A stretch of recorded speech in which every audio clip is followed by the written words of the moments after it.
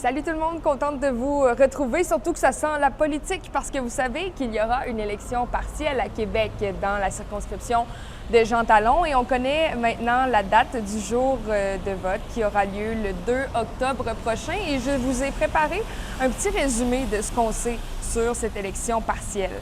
Premièrement, elle a lieu parce que la députée Joëlle Boutin a démissionné à la mi-juillet. Donc, voici les candidats en lice pour le poste.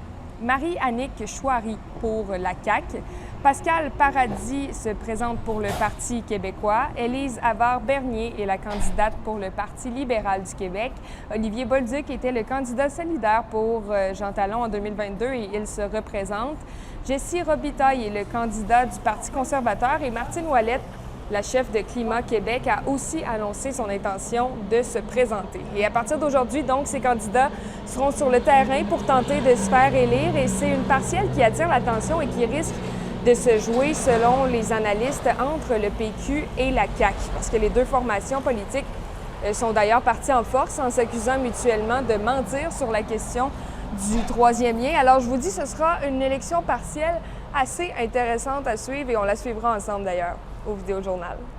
Maintenant, les parents d'une adolescente intentent une poursuite civile contre le Centre de service scolaire des Premières Seigneuries parce que leur fille a obtenu la note de 0 dans un travail. C'est le collègue Yannick Bergeron qui nous a appris ça ce matin en nous mentionnant qu'il y a cette enseignante de français qui soupçonnait une de ses élèves d'avoir fait du plagiat et résultat, l'enseignante est poursuivie pour 40 000 $.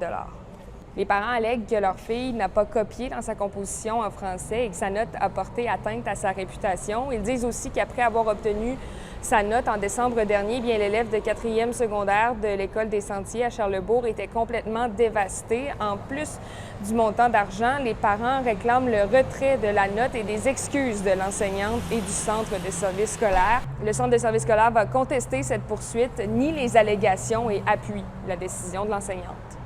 Hey, on parle un petit peu de tramway en terminant parce que ça bouge pas mal dans les derniers temps. Et là, pour la première fois depuis que vous et moi et que tout le monde parle du projet de tramway, la Ville n'écarte pas la possibilité de prendre elle-même en charge la construction si les propositions financières des consortiums sont trop élevées. En fait, la Ville évalue la possibilité de devenir le maître d'œuvre pour bâtir la portion infrastructure du futur tramway.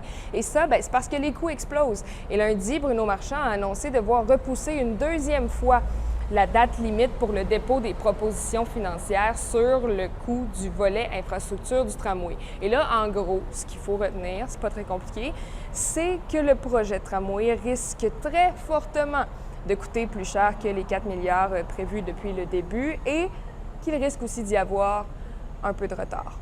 Voilà, c'est tout. On avait des choses à se dire, hein? À demain.